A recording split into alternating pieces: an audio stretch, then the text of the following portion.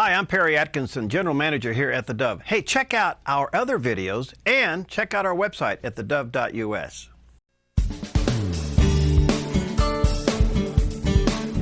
Well, welcome back to Focus Today. I'm Steve Johnson, and you know, it's fascinating when you find out that there are all sorts of things going on in the world that you otherwise probably are unaware of, and yet God is working in a lot of locations that maybe you have prayed for in the past. We're going to be telling you about one organization right now that is involved in how they can reach out in their own niche of the world, and also a guy who is involved in the Khmer Rouge. For those of you who are remembering the Vietnam War and all the news stories that came out of that, this individual was directly involved with them. And I want to introduce him right now. Robert Craft is the founder of Servant at Large. It's also an organization that has a division called Reach a Village. And we're going to find out what villages you're reaching and why you're doing that. It's good to have you here with us. And also Vibol Uuong was an orphan, and he was a servant boy with the Khmer Rouge. I mean, I'm looking at this and I'm just thinking I've never had a contact with anybody who's been involved like you have, with a direct link to a people group that we have an image of, and you were actually with them, and now you're helping to plant churches. We're going to get into that. Robert, why don't you first tell us about what Reach a Village is all about? You're the head of it all. What is it you do? Reach a Village is primarily concerned with those remaining 1 million villages in our world that still haven't heard the gospel. 1 million villages? 1 million. Wow. And we're looking in Cambodia, there's 9,000, for example, that have not even heard the gospel yet. Now, so do you target the entire globe, or are you looking at a region that you look at right now? Well, with 1 million villages, you could target the whole globe, but we have to pull it down a little more narrow. And so Cambodia is one of our primary focus countries. So 9,000 villages there. And so we basically work with national indigenous leaders like Brother Vibol, who work strategically to reach every village they can through church planter training and the scriptures and the Bible study materials, discipleship materials that are needed to do that. So you have the resources that then you bring to people like Vibol, and then they implement it that way? Yes. Is it like an entire curriculum, or give us an idea, when you see a village that hasn't had the gospel brought to them, how do you approach that? How do you deal with that? It's a complex issue. I guess. You get to know people, I suppose, yes, first absolutely. of all, right? It's relational, and the best person really to talk to are the local people. They know best what the culture is, the language, all the nuances. They understand it completely. Wow. So they're the ones who actually write the curriculum. I mean, that's the different thing. I didn't come up with the curriculum. Somebody said, well, what does it look like? I said, I don't know. I don't understand that particular language, you know? So I really don't know what it says other than what they translate back to me. So you met Vibol then, is that right? Yes. How did this connection come, Vibol? How did you meet Robert? Last 12 years ago, he been to Cambodia. And during that time, he served in the ministry called the Bible League. Yeah, okay, we're familiar with that. And when he been to Cambodia, and during that time, I volunteer to help the Bible League Cambodia. And so I just volunteer helping them and translating and interpret for the speaker. They come and teach church plantings. And so when he come in, and the director of the Bible League Cambodia, he called me to help, to bring him around, because he don't know where to go and where the church is in the village. So you're kind of the translator and tour guide, right? Translator and tour guide. During that time, we traveled together, and he keep asking me to share about my life to him, and I share with him about my life. I share about the vision that God called me. Want to bring the gospel to the whole nation and to reach a neighboring country. So during that time, after he heard, and then he prayed for me, and he invite me to be a leadership of the national leaders for the ministry for Cambodia. Then, for the Bible in Cambodia. And so like that, he asked me, and then I said, let me pray first. And then I asked to my senior pastors, if he set me free, I will come and serve it. So after a month, close a month later, I shared with my pastor. He said yes, And I let him know, okay. My pastor said yes. So I'm yes. Wow. Well, it sounds like Vibol is the kind of person you'd like to have in every village, I suppose, to connect with, huh? Absolutely. You know, when you find a jewel, a gem, a pearl of great price, you know, you just say, oh wow, this is God. God is in this. You know, a country with the history of Cambodia, and then to find my translator has this tremendous vision for his nation. And I hear his story of how he came to know Christ. And I said, oh, this is a divine moment. Okay, Robert, I'm going to keep coming back to you from time to time here to find out what it is that you're doing. But I think we need to pick up on Vibol's story here, because Vibol, you have one of the most unique stories, I think, of anybody. I think, let me tell you from an American standpoint, the Khmer Rouge I think of as the Vietnam conflict and the difficulties.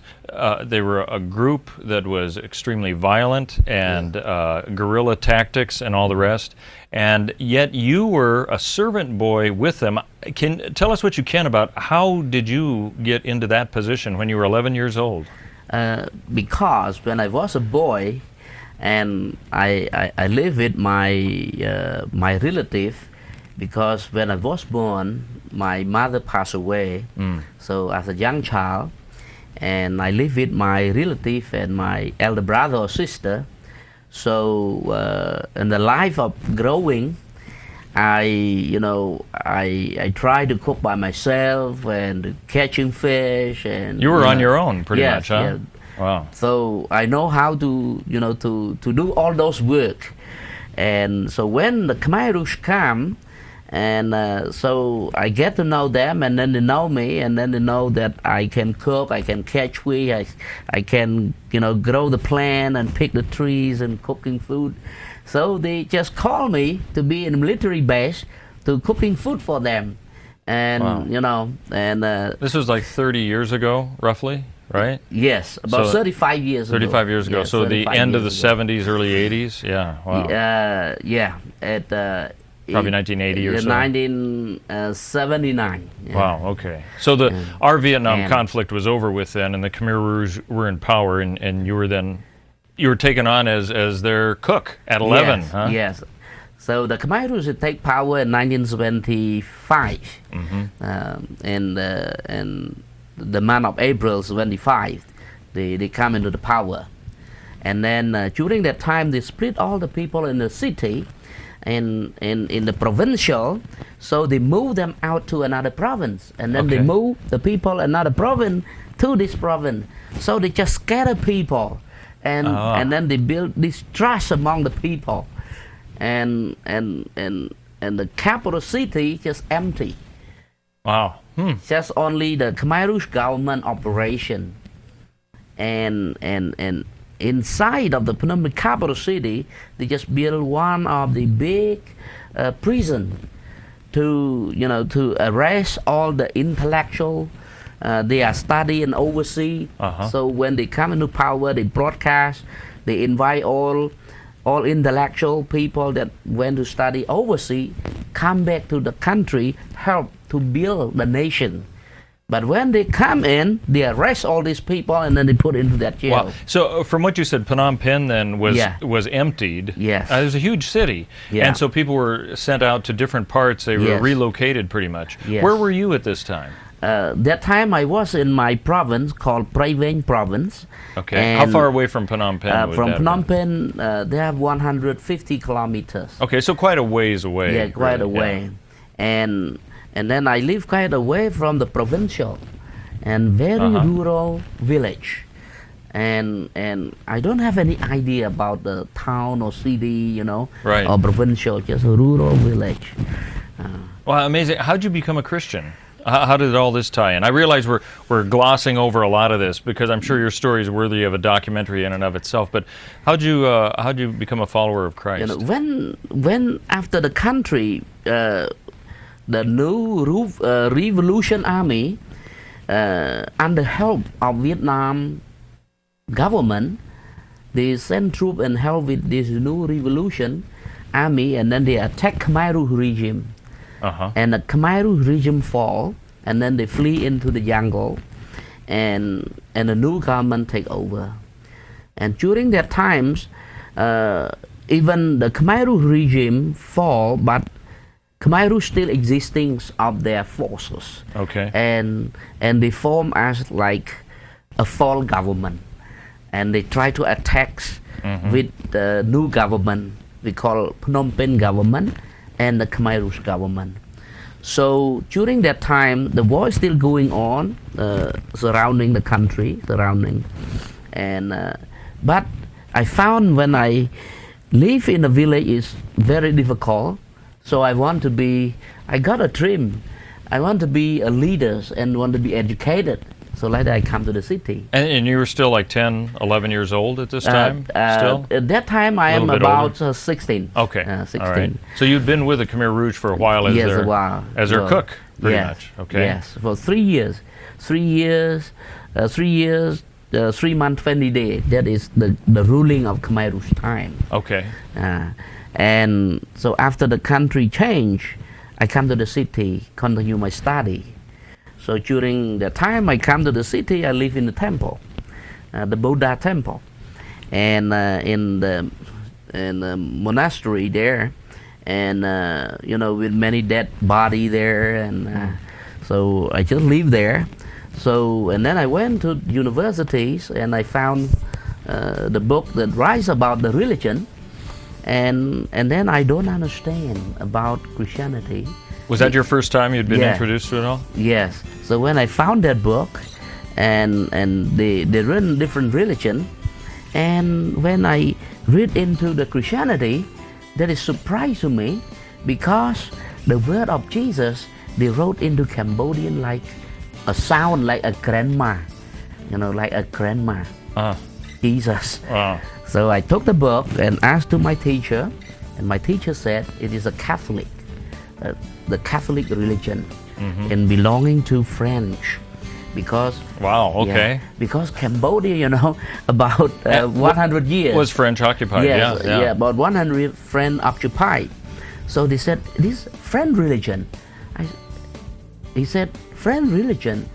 So I said, why this religion called Catholic, and their God sound like a grandmother, Jesus?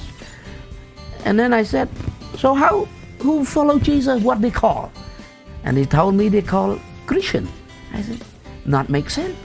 I said to him, all right, I want to hold off right there. We're gonna catch up more on his story, and also, believe it or not, we're gonna finish in what Reach a Village is doing around the globe. Our guests are Robert Craft and Vibol Uuong, and we'll be talking to them more about this amazing story going on in Cambodia and around the world now, coming up in about 2 minutes here on theDove.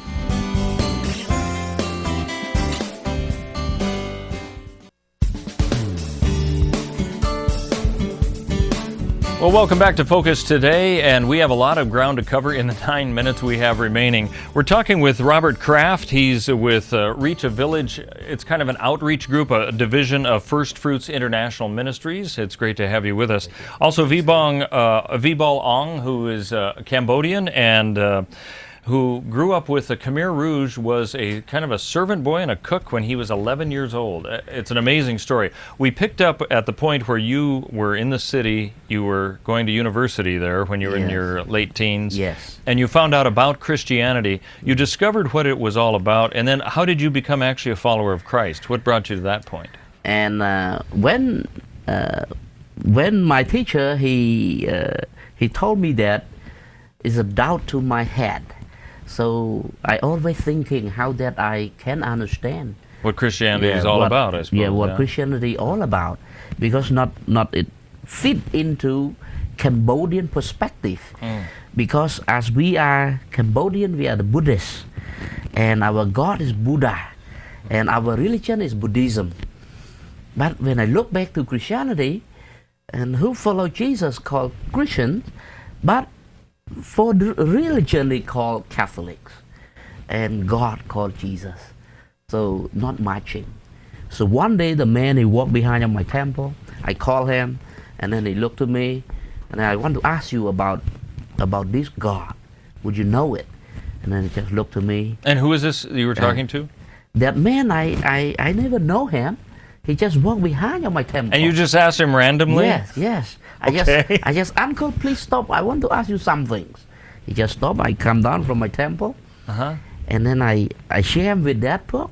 He looked at me, and then he asked me, "Are you not spied?" I said, "No, I'm not a spy. I'm a student."